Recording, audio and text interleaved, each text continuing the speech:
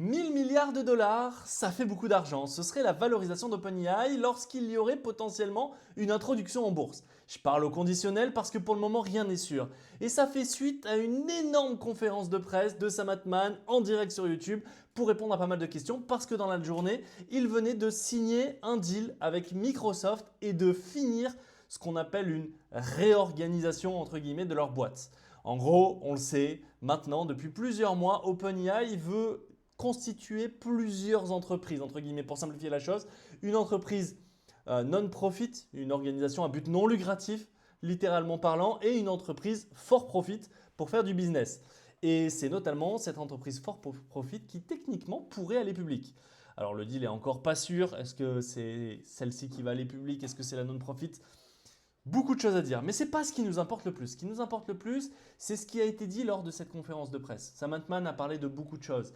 Il a parlé de potentiellement du nouvel appareil électronique qui devrait arriver l'année prochaine, des différents points de ce qui pourrait arriver en 2026, 2028 et 2030. On va le faire point sur tout ça. Mais avant ça, prends un café, assis-toi, des pop-corn. On va discuter de 1000 milliards de dollars. Qu'est-ce que 1000 milliards de dollars? Parce qu'il faut se poser 5 minutes. À l'heure d'aujourd'hui, la plus belle entreprise au monde, c'est Nvidia. Nvidia, si on prend son cours en bourse à l'heure d'aujourd'hui, c'est 5 milliards de dollars. Alors vous allez me dire, c'est cool, mais Nvidia et OpenAI, c'est pas forcément la même chose. C'est un petit peu compliqué de comparer les deux.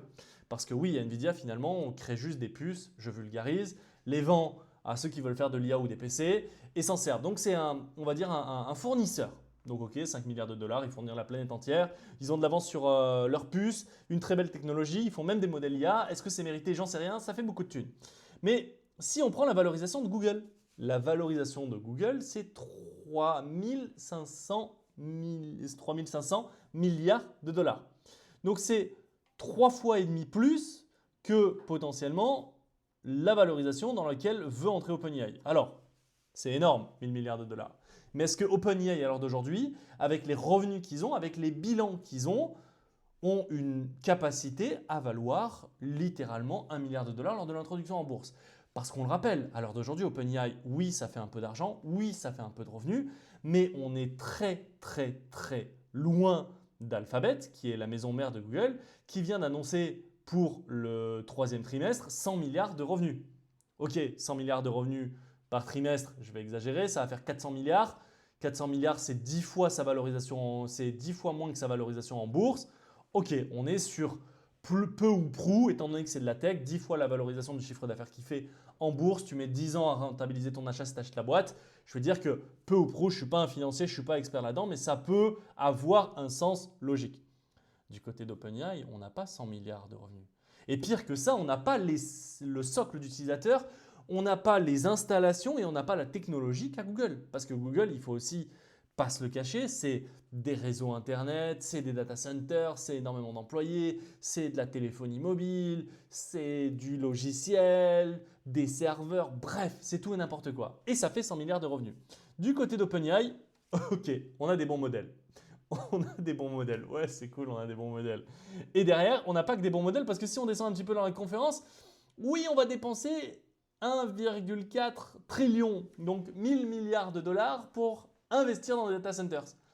Ouais, sauf que la majorité du deal, c'est que tu vas investir énormément d'argent du côté de Microsoft pour louer du cloud et que derrière, tu vas monter tes projets Stargate avec des partenariats extérieurs dans les différents pays comme la Norvège, les États-Unis, l'Argentine, j'en oublie un, et l'Inde pour le moment qui sont officiellement annoncés. Donc potentiellement, ça me paraît beaucoup.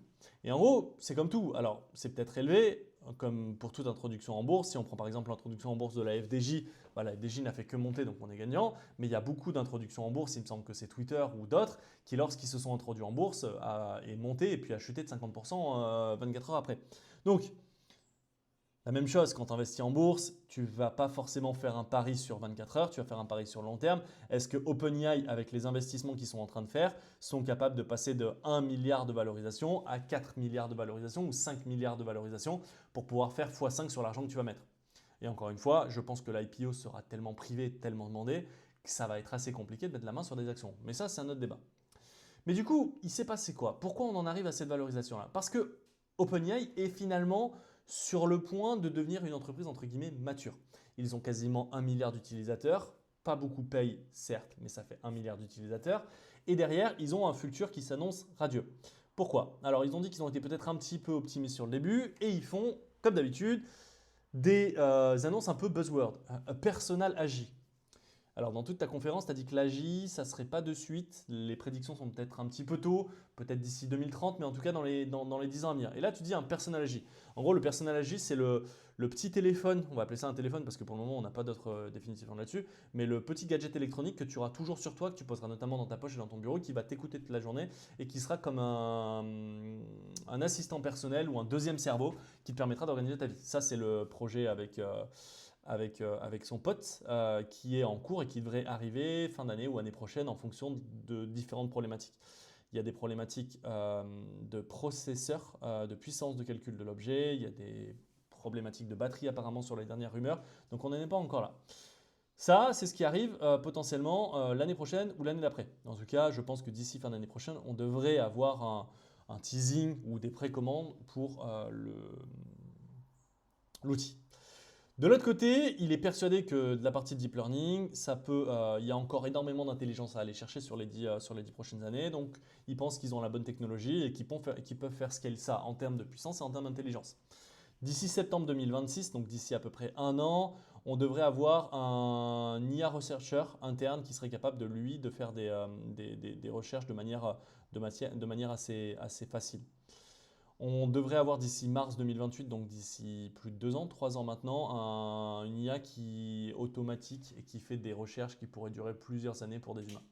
Donc ça peut être assez intéressant. Et globalement, ils sont vraiment extrêmement optimistes.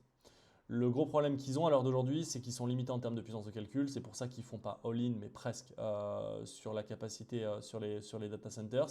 Ce qui permettrait en fait derrière de pouvoir, de pouvoir investir un petit peu plus. Ils ont des modèles en interne. Apparemment, les modèles en interne ne sont pas forcément extrêmement supérieurs aux modèles qui sont en ligne. Alors là, j'ai des doutes. Je pense qu'ils ont des modèles qui sont beaucoup plus intelligents, notamment un modèle qui a remporté la médaille d'or sur une compétition de code.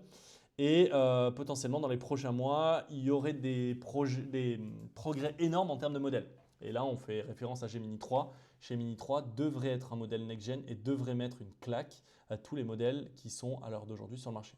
Là où ça devient très très intéressant de ce qu'on a appris, c'est que d'année en année, le coût par modèle divise par 40. Donc ce qui est bien, c'est que plus on va dans l'avenir, plus on arrive sur ce qu'on appelle too cheap to matter. Donc toute l'intelligence sera extrêmement faible. Donc plus on va avancer dans le temps, moins on devrait payer pour pouvoir utiliser l'AGI parce que ça consommera moins et ça sera optimisé le plus possible. Et quand est-ce que l'AGI va arriver? Ils pensent que d'ici 2028 ou d'ici 2030, ça pouvait le faire. Ils n'ont pas été forcément réalistes parce qu'au début, ils disaient que c'était potentiellement pour 2026-2027, c'était un peu tôt. Ils ont un petit peu poussé ça dans le temps. Voilà, globalement, il n'y a pas encore de date pour GPT-6, même s'il y a eu des rumeurs comme quoi ça devrait être lancé d'ici la fin de l'année. Mais par contre, ils veulent avoir des updates de modèles beaucoup plus souvent. Un petit peu ce que fait Google en ce moment. Google est en train de mettre des mises à jour sur quasiment tous les outils qu'ils ont en termes d'intelligence artificielle, quasiment toutes les semaines. Ça devient un petit peu plus compliqué à suivre, mais ça le fait. Et bien entendu, dans les prochains mois, ça devrait pouvoir exploser.